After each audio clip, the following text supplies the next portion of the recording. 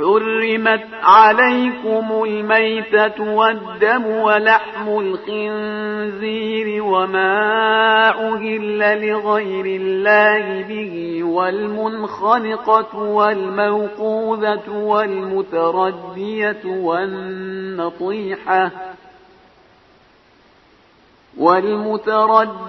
والنطيحة وما أكل السبع إلا ما ذكيتم وما ذبح على النصب وأن تستقسموا بالأزلام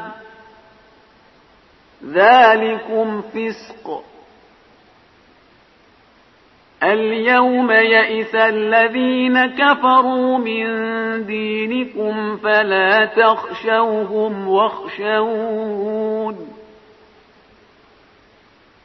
اليوم أكملت لكم دينكم وأتممت عليكم نعمتي ورضيت لكم الإسلام دينا. فمن اضطر في مخمصة غير متجانف لإثم فإن الله غفور رحيم.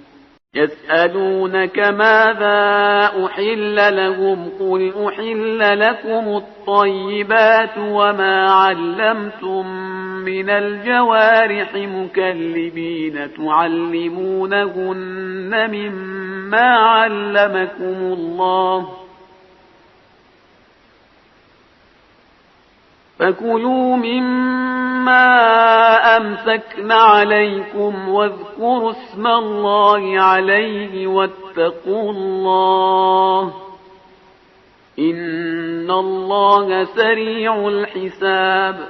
اليوم أحل لكم الطيبات وطعام الذين أوتوا الكتاب حل لكم وطعامكم حل لهم والمحصنات من المؤمنات والمحصنات من الذين أوتوا الكتاب من قبلكم إذا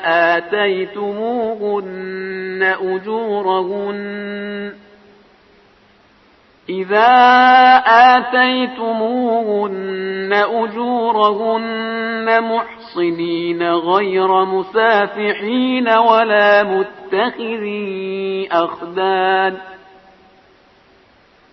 ومن يكفر بالإيمان فقد حبط عمله وهو في الآخرة من الخاسرين.